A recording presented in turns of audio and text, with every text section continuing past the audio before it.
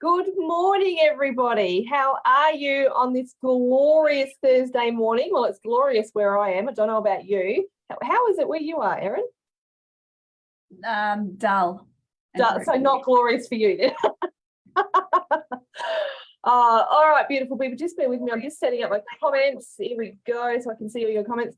Welcome to our Thursday morning business member spotlight, where we come into this group once a week, every week on a Thursday, and have a 30-minute interview with one of our incredible business members. And today I have the beautiful Erin Hardy with me. How are you, Erin? I'm really good. A little bit nervous, if I'm honest. A little bit nervous? Great. That's a good thing. But you'll be fine. You'll be fine. I got you, girlfriend. So we are going to talk we're going to learn all about you and what you do today, Erin. So first of all, tell us what it is that you do and how you got into doing it. Okay, so I'm, I guess, a connection coach, a communication coach / mentor. I like to say trainer, mentor rather than coach, because it's more sort of there's a whole model that I'm teaching to help people communicate more effectively, with better connection, so that they have more wonderful, calm, harmonious lives in their day-to-day, because it is possible. As you said that, I went, oh, lovely to be calm and harmonious day. How good would that be to have them every single day?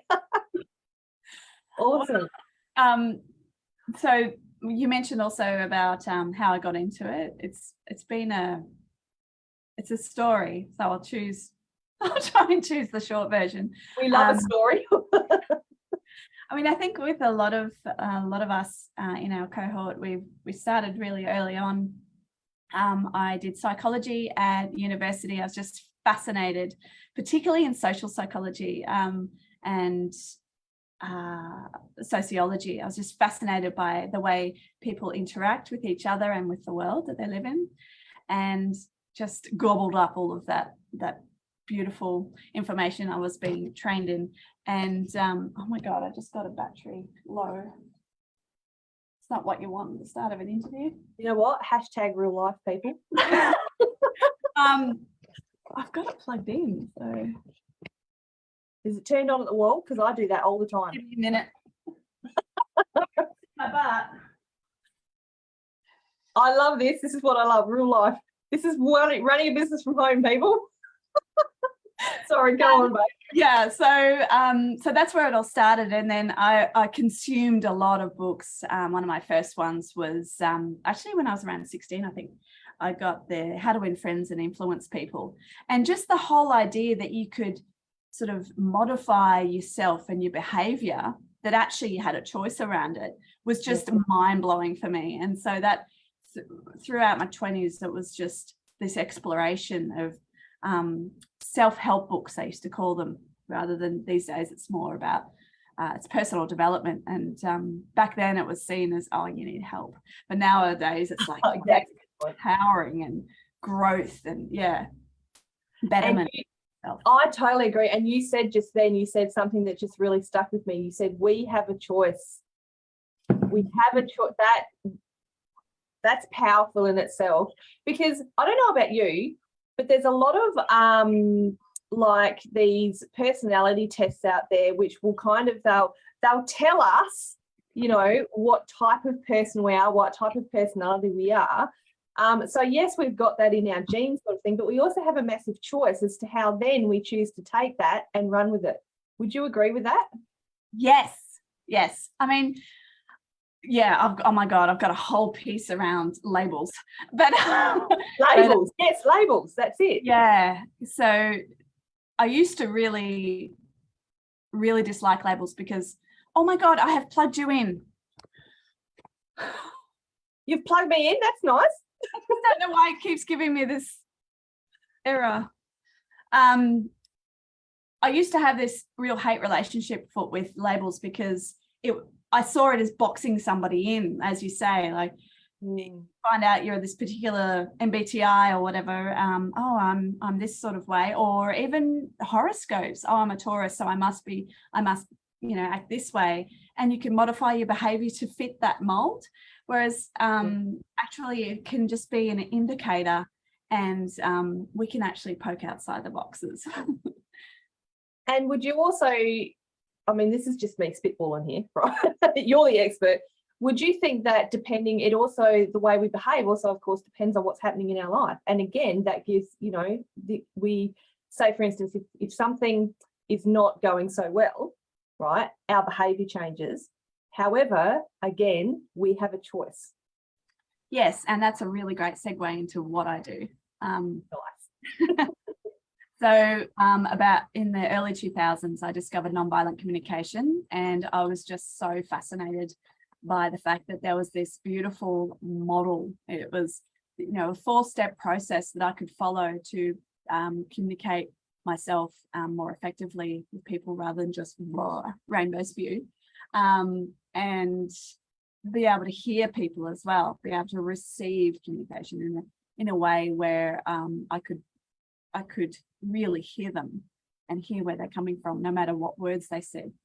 And I just, again, gobbled up all of that information, and I actually flew to Albuquerque in New Mexico in Australia. I just love saying Albuquerque.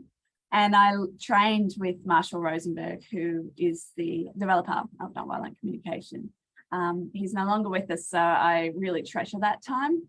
And then I started doing some workshops and trainings to teach people this amazing tool that I learned. And then life got in the way, and sort of parked it for a while. And now I'm back into it this year really heavily. And I've created a group called Connected Conversations, and really trying to promote ways that we can connect. We can actually, I just did a reel the other day around, we can actually have conversations with anybody, even if we disagree.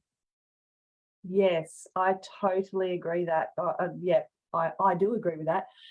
Just something that you said before. So you've mentioned non-violent communication. Can you just get a little bit deeper into what exactly that means? Because my curiosity's piqued on that title itself.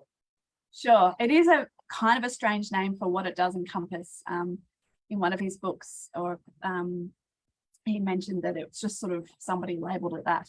Other people have called it compassionate communication. And the whole is that it's around, if you just think of two people, but it can be two groups, or that you're on an even playing field. What I love about it is it removes judgment and shame and blame from conversation. And both people have even levels or an even playing field of their needs and what they are experiencing in the moment, so that you're meeting on there's no right or wrong. There is no winner or loser in a connected conversation. Yeah. I get goosebumps. I just got goosebumps then when I said that, because I did too. I used to be one of those ones where I had to win the conversation, or I'd feel dejected if I didn't win. And being a people pleaser, I hardly ever won, actually, because I was just right. And to make sure that everybody was happy, and so I would make myself smaller. But this gave me a way that I could still be powerful, and also my gentle quiet self. Yeah, that kind of makes me go, oh, that's awesome, because I know myself. I'm similar to you. Like, I have been a people pleaser. However, I can go the other way. So I've got my people pleaser, that's part of my history, but sometimes I can then stick up for myself so much that I go into this conversation with, like, I have to win. And do you know what I mean? And so it's like, I'm not going to people please, I'm just going to win this conversation no matter what. But then we have to stop and think about, okay, actually, there's another person involved in this. Do you know what I mean? And that's actually, can I say, that's actually something that I have learned. I have had some sessions with Erin. She is absolutely brilliant at what she does. And I was going to say this till the end, but I'm just going to say it now, because something that I loved about our sessions together, Erin, is that you just sit there and you hold space for us. You know, I mean, we talked about some pretty significant stuff, and you just held space for me with no judgment. absolutely no judgment, but you gave me some really tangible, incredible ideas and direction. And I took that on board and, you know, well, I won't go into it here because it's quite private, but I took it on board. And I tell you what, this lady knows her stuff when it comes to communication, people. I'm on it. That's all right. I love it. Oh, and by the way, Erin and I have known each other for quite a while, so we are friends as well. But you know, it was a real privilege for me to, you know, to be able to, how do I put this? You had my trust. You just had my trust because of the way you held yourself in our in the sessions that you held for me, and it was incredible. So speaking of that, so how do you work with anybody or a specific you know, gender or anyone in a specific area? Who do you work with? All of the things. Not really, no. So I guess my focus really is on the gentle souls, the highly sensitive people, the people pleasers, what else can I label us? Whatever we label us. Yeah, I identify as a highly sensitive person. The acronym is HSPs, and they're my soul clients because that's me, and I can really resonate with those kind of people. We're often empaths. I also identify with the label empath, so I can feel all of the things very strongly, and to be able to really understand life from that perspective. Yeah, and it is, I think, as an empath myself, it is a different perspective, isn't it? Because we just feel so much. Yeah. So beautiful clients that are men, some clients in between, and some clients that are women as well. So it's all of those, all the people that have to feel strongly and need some confidence, and the gentle souls that could really do with some support in navigating this pretty harsh world that we live in. Oh, that's beautiful, Erin. That's lovely. My empath is going, oh, I can just feel it. I really can just feel it. So you said that, I love it. So you said that you have a group. Tell it. So do you hold like trainings? Do you hold webinars? Or what's involved in the group? Because I know that you do a lot in it. Sure. I sort of started this year. So I've got this group called Connected Conversations, and at the moment engage people to really just open up more, and promoting the safe space. I heavily moderate it myself, and I'm also conducting weekly sort of workshop / training at the moment. I just started a couple of weeks ago, and I'm getting some really great feedback from people saying that it's actually helpful, which is great. I'll keep doing it while it's helpful. It's just half an hour on a Thursday night. I'm in Melbourne, so it's Australian Eastern Standard Time at 6:30 p.m. But join the group first, and you'll see me the events. I call them classes, and basically I just take an example. I prefer examples from people in the group of a tricky situation that they're in. It could be just an uncomfortable situation or an awkward conversation they think they might need to have, or that they've experienced or they've seen, or and then I just work through different ways that they could handle that situation. So that's current thing. I'm in the throes of moving home. You got a lot going on. Yeah, in the next 3 weeks. So I've kept it at that at the moment. I'm also but then after I move in October, I'm planning, this is a bit secret squirrels, but I'm planning an actual 6-week course in which I'll guide weekly. There'll be weekly guidance and some activities for people to actually learn the model, and yeah, we'll go from there. That's good. Not secret anymore. And then That's out of the bag, people. at the moment, I'm just doing one-on-ones because it's all I can really sort of manage around decluttering and moving and packing. So yeah, you can go to my website www.erinhardy.com and there's you can book in there and we'll have a chat and see if you resonate and I resonate and Beautiful, beautiful. And Parme has just put a comment in there, and I totally agree with her. She said it's a really good safe space, and I would say that with both your group is a very safe space to go and you know, attend those trainings and those meetings or those workshops. And also, like I said, you do just provide a very safe space, you know, when you do work with people. And I'm not the only one that I've heard say that. I've heard a lot of people say that about you. You know, so yeah. Thank you.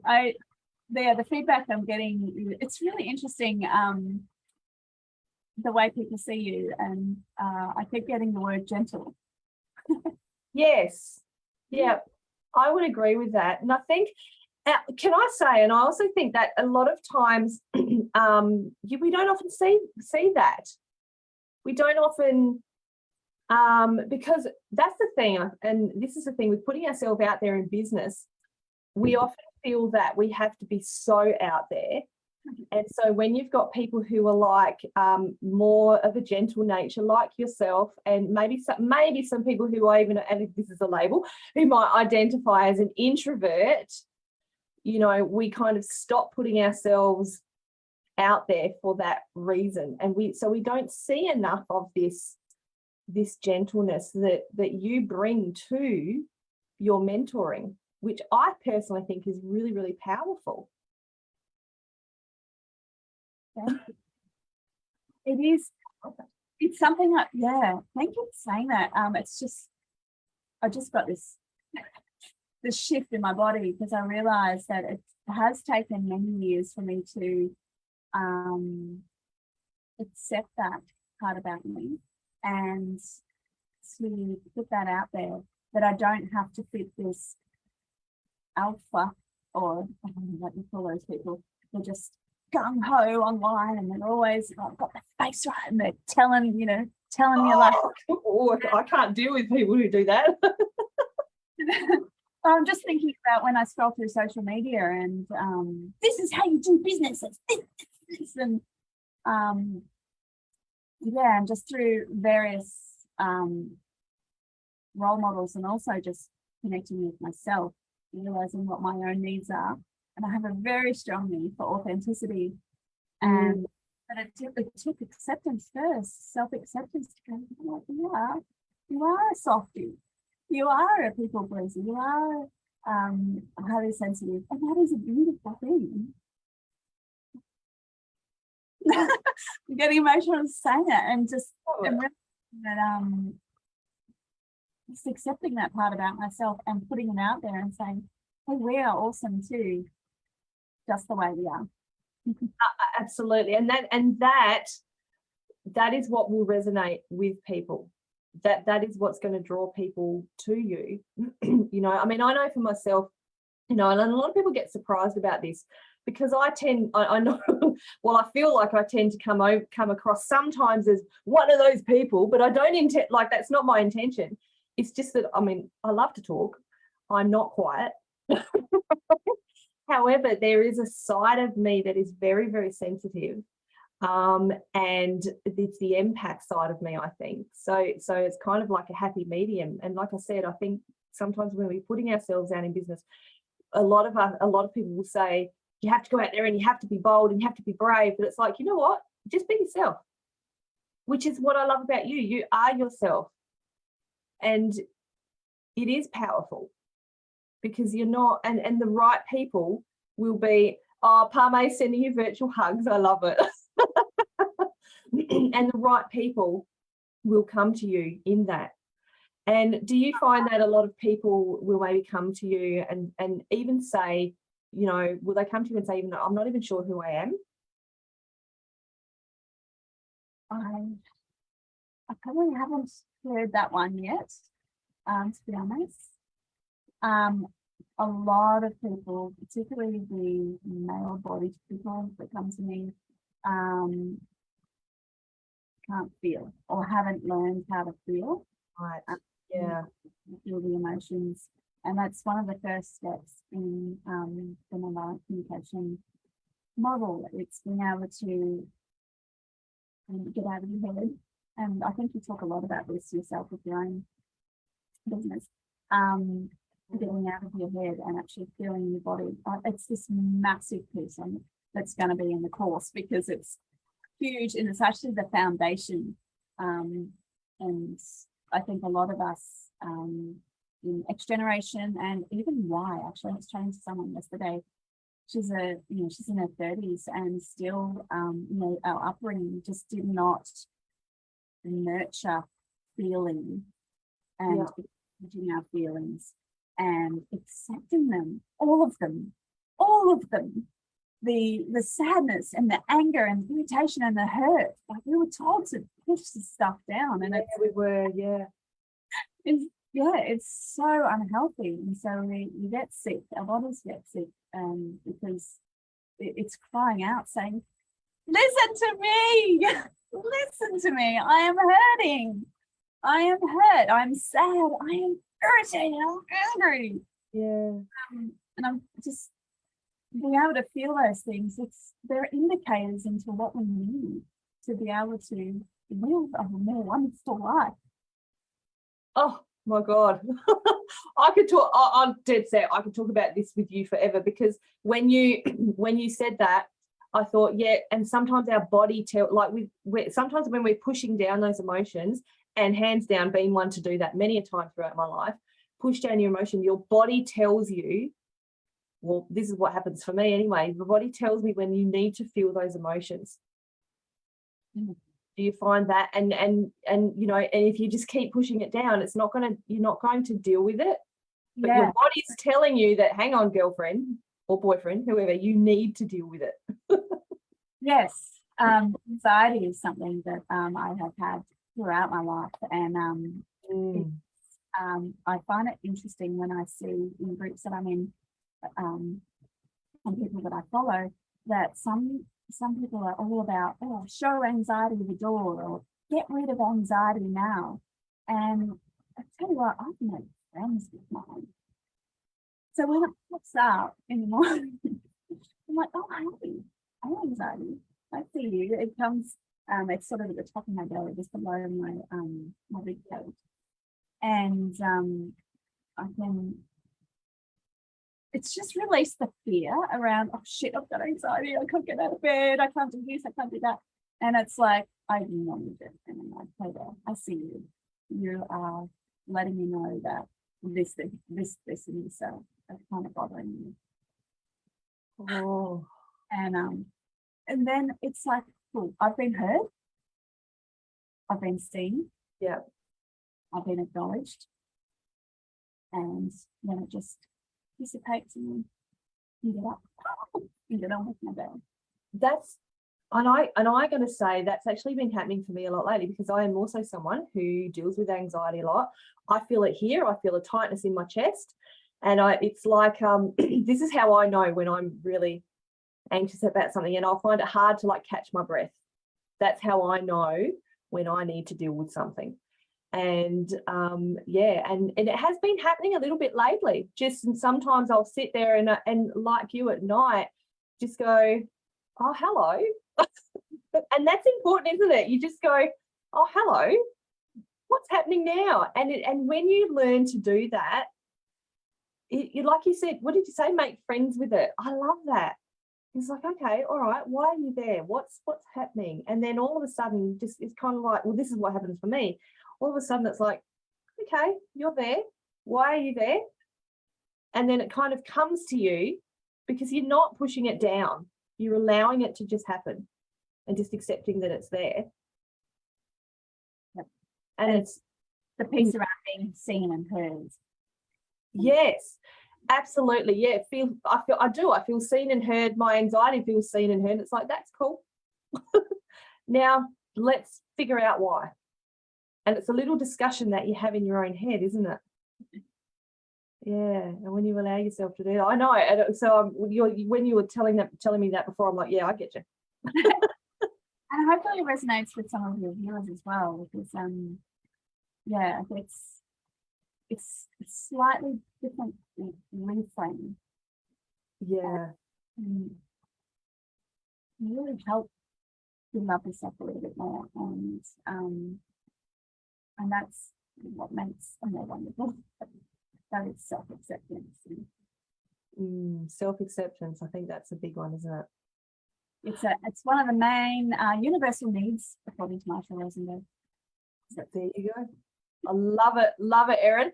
So if people would like to get in touch with you, you mentioned your group. So I believe my beautiful VA is going to put the link to your group in the comments in a minute. If people would like to have a more in-depth chat with you, do you do like a strategy call or anything like that? Yes, I do, which you can find on my website. It's called a clarity call, and it's really just trying to, it's half an hour and it gives you a bit of insight, a bit of a different perspective into something that's going on in your life. And it also lets you know whether I'm somebody you would like to work with. Awesome, beautiful. Again, Facebook. I'm happy with PMs, and I'm on Insta as well. Hello, Erin. Awesome. So yes, again, we've got all those links going up in the chat at the moment. And again, ladies, I will say that I have had the privilege of working with Erin. She is hands down very much a professional at what she does. I would highly recommend her. And thank you so much, Erin, for coming to chat with us today. I just love it. I've loved it. I'm very honoured, and thank you for the slightly early opinion. That's okay, no worries. All right, beautiful people, we will see you next week for another business member spotlight on Thursday morning. Have a great week. Bye.